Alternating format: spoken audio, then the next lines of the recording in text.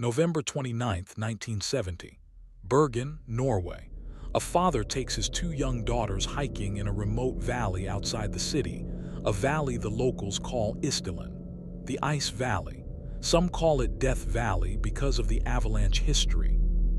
The daughters find a body first. A woman lying against the rock face, partially burned. Around her, an empty wine bottle, some sleeping pill containers, the remnants of a fire. She is dead. When police arrive and begin examining the scene, they start finding things that don't fit any normal explanation. Every label on her clothing, every manufacturer's tag, every mark that might identify where the garments were purchased has been deliberately cut out, not worn away, not washed out, cut with scissors or a knife. Someone spent time making sure this woman's clothes led nowhere. Her fingerprints match no database. Her dental records match no file. Nobody reports her missing. As investigators try to trace her movements backward, what they find turns a sad death into one of the strangest intelligence mysteries of the 20th century. She had been traveling across Europe for months under at least 8 different names. Different countries, different hotels, different passports, none of them real. She spoke English, German, French, and Flemish fluently enough to be believed in each. She wore different wigs. She paid cash for everything. She traveled with coded notes in a diary that took investigators weeks to partially decode. Norwegian intelligence reviewed the case and reached a conclusion they chose not to make fully public. They believed she was a spy. In 55 years, she has never been identified. Don't look away from this one.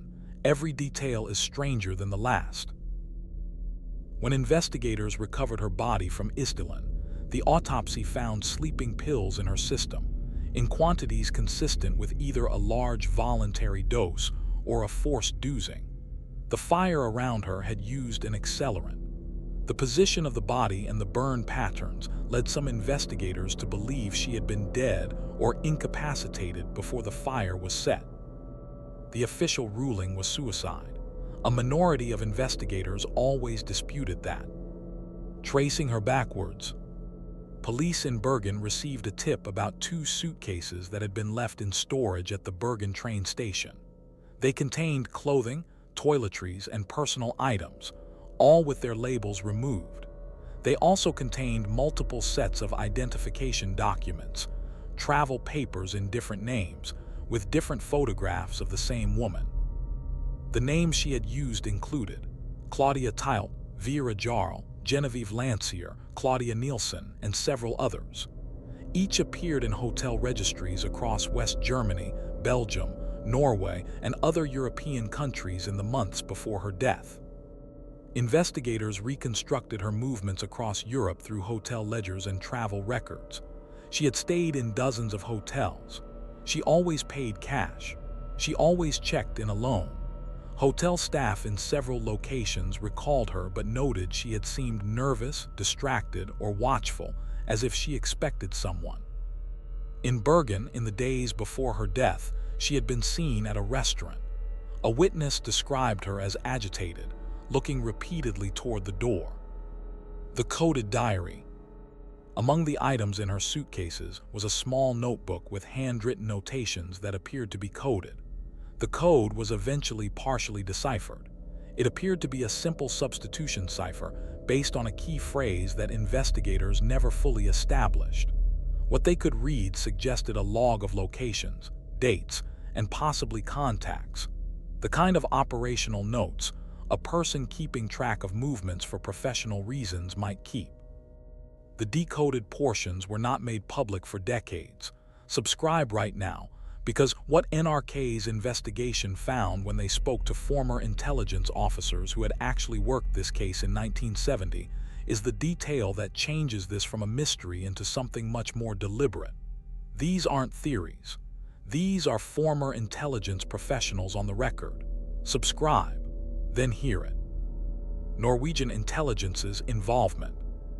The Norwegian Police Security Service reviewed the case. What exactly they found or concluded was not disclosed publicly at the time.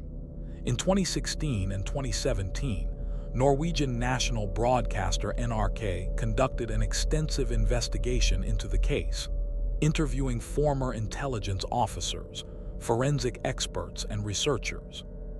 Several former intelligence professionals, speaking on background, confirmed that the woman had been assessed as almost certainly a foreign intelligence operative. Who she worked for and who may have wanted her dead was never established. The Cold War context matters here. 1970 was a deeply active period for intelligence operations in Western Europe. Norway, as a NATO member bordering the Soviet Union, was a significant theater. Bergen itself was a naval city with strategic relevance. The 2017 investigation and DNA analysis. NRK's 2017 reinvestigation used modern facial reconstruction technology to produce an updated image of what the woman likely looked like.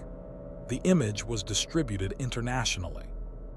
In 2017, forensic scientists extracted DNA from the woman's remains.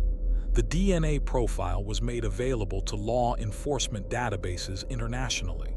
No match was found. In 2019, researchers attempted a forensic genealogy analysis similar to the approach used on the Yuba County 5 and other cold cases. The results suggested European ancestry, but could not narrow the identification further without a database match. She was exhumed in 2017 to assist with DNA collection and modern forensic analysis. She was reburied afterward in a Bergen cemetery. Her grave. She is buried in Mollendal Cemetery in Bergen, Norway. Her grave marker reads, Kevin I. Isdalen, death in Isdalen 29/11/1970. Woman in Isdalen, that is all it says. For 55 years, she has lain there without her name. Her case is considered by Norwegian investigators to be one of the most complex unresolved cases in the country's modern history. The physical evidence has been reviewed using every forensic technology available as it developed. The intelligence dimension has never been fully open to public scrutiny. Nobody knows who sent her to Norway. Nobody knows who she was reporting to. Nobody knows whether she chose to die in that valley or was put there. She still has no name.